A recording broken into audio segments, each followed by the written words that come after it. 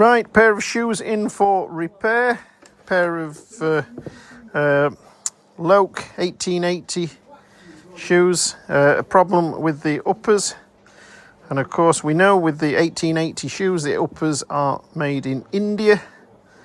And the closing of the uppers it's called, but it's putting all the uppers together. It's so all of this is done in India and then shipped over, and then the bottom of the shoe is done in Northampton.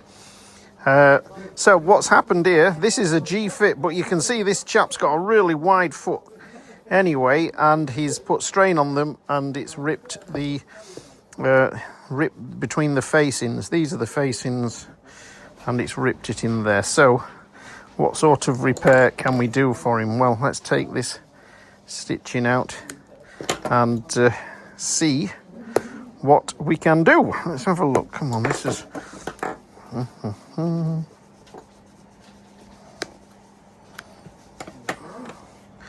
we getting a real good look at that? So we need to get that stitching out.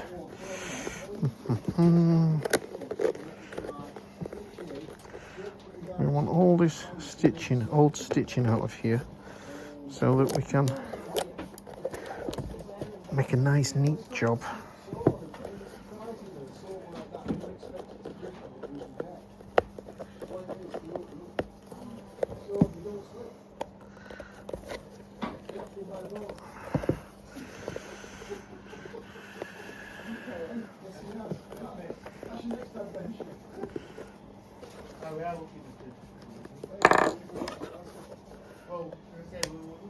Right, that there. Right, now this is a syringe with glue in, and we're going to use this so we can carefully get down into the underneath the tongue, between the facings.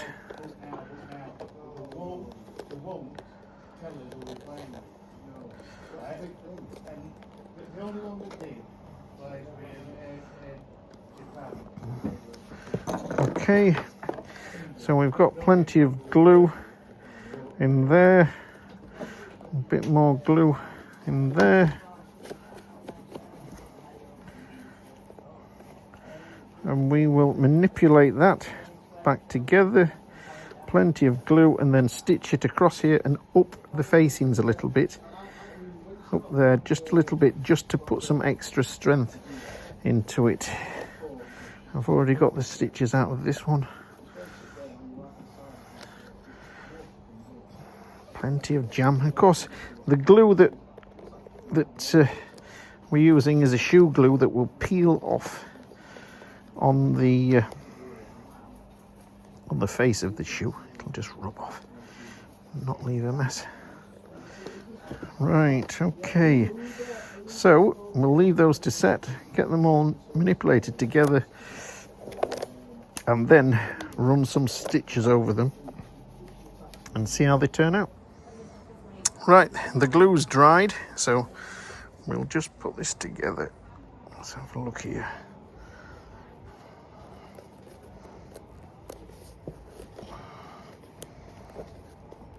You can see where the holes are there, where it was stitched before.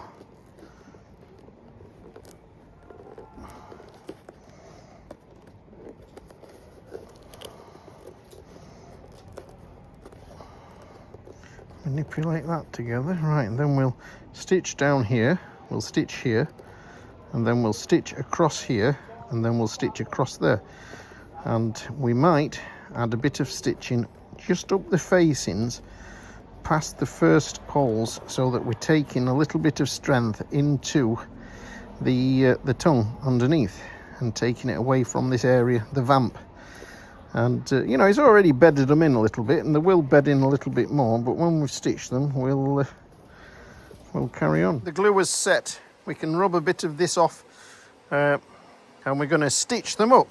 And as we stitch them up, we'll just make sure that we get these in the same holes and a little bit of reinforcement along the bottom. Paul just said to me, you know, we get people when I'm telling them that your 1880s, your uppers are made in India, and, you know, everybody says, oh no, the 1880s, it says on the website, they're all made in England. Well, this is a blog from 2015. I understand Loake makes all its uppers in India. The lower grade models are assembled in India, and the higher grade models, such as the 1880s, are assembled in Kettering. Please clarify. We get a bit of waffling here about it. And then we get a chap on here called Paul Rawson, who says, please could you provide some more clarity? Are 1880 uppers made in India or England? And then we get Andrew Loake comes on. And he says, thank you for your question, Paul. Tricky one, this. Many of our 1880 uppers are made in India, but it's impossible to say that any shoe uppers are 100% made in England. And then we get a bit of waffling about shoes and leathers and companies not making their shoes, their uppers in this country. And then we have Joseph Cheaney. Joseph Cheaney, purely, they put on there, can you see that? Purely made in England. They shouldn't have to put that on there, but they do. And in their little book, they say the handcrafted process from start to finish, including the intricate and complex cutting and stitching of the uppers, the intricate and complex and expensive, is all carried out in our Desborough factory in Northamptonshire, England. So these are purely made in England. In my world, made in England should be made in England. But it's you know, it's one of those things, and people get a bit upset with us for keep pointing it out. And of course, Loake aren't the only ones doing this. So we've got to stitch them. And of course, I come over to the sewing machine and it's never got the right threading. So we have to undo the shuttle, find a nice brown thread to go underneath. Put that one back down there. Put the thread in here. Why do we have to change the shuttle thread? Well, when we're stitching, the top thread can sometimes pull a little bit of the shuttle thread up to the surface, and it looks shocking if you've got the wrong colour in. So we're going to go with a mid-brown in the shuttle there. A shuttle there that after 40 years, Paul was loading the shuttle wrong. Weren't you, Paul? Loading the shuttle wrong. How long have you been loading it wrong? 40 years, apparently. No, I think on. Good to say we've only had machine 10. I know. Yeah. So you were probably loading the shuttle on the Singer correctly, but now we switched. Get me camera lined up right. Okay. So we broke somebody in because I made a balls of that last video. You see, I'm using this here old phone case with some elastic, and it holds it just in the right place. But anyway, it moved. It's not very good on this job. So we're doing the other shoe now, and we're just getting in here. We've got the stitch, a really small stitch, and stitching all that in.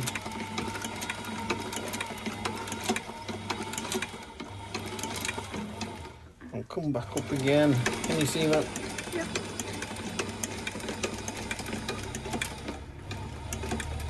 We can't stitch too much, otherwise we perforate the leather. We can see they were the two holes there and there where it had the stitching across the two facings. So we're going to just try and get those together, matched up together, and see if we can do a huge stitch on the machine to go from one bullseye straight in that hole there,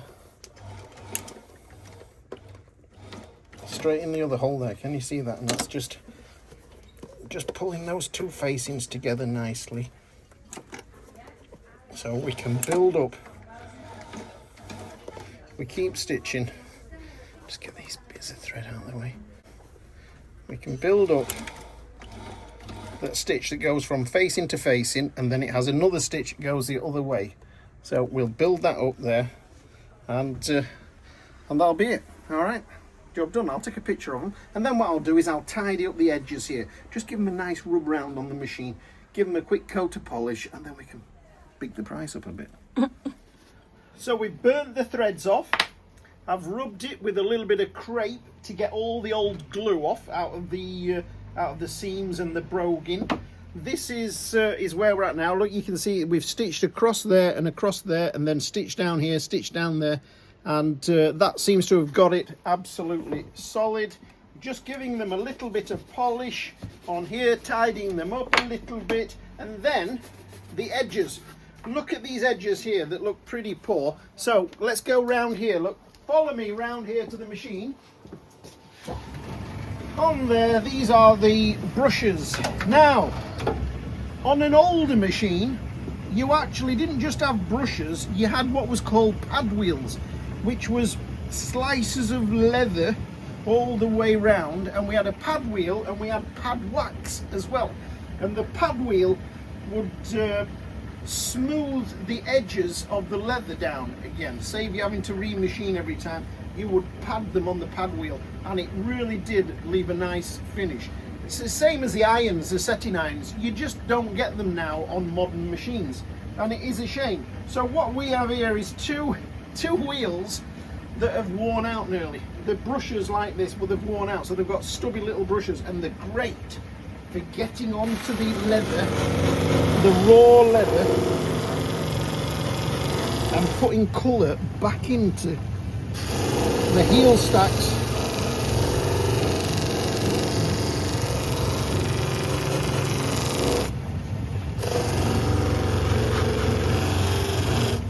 Like that, and we'll go all round here, not padding on our sort of padder, getting some colour back in, and then give them another polish up. We're nearly getting to 5,000 subscribers. If your subscriber doesn't cost you anything, you don't get bombarded with the videos, you just get a little notification that we put a video out. We don't put that many videos out, so please subscribe and like and do all that sort of thing. It does help our channel, and we've just clicked over the 1 million views, which is not such a great thing because we've got lots of videos out there, and the whole viewing time we've got just over 1 million views. Fabulous. Okay, so the shoe that we've just repaired, and you know, it really does take time. It looks like it's a really quick stitching job, get the job done. You know, how much is it going to be? Well, the reality is the time it takes to put all that together and get it nice, it might make it a £30 repair, which seems a lot, but you want it to look nice. You don't just want to bang some stitches 5 minutes and get it out. It's got to be glued, and it's got to be done right, and then the stitch across the facings. If you have a look on these two ladies' barkers here, can you see that little stitch across there?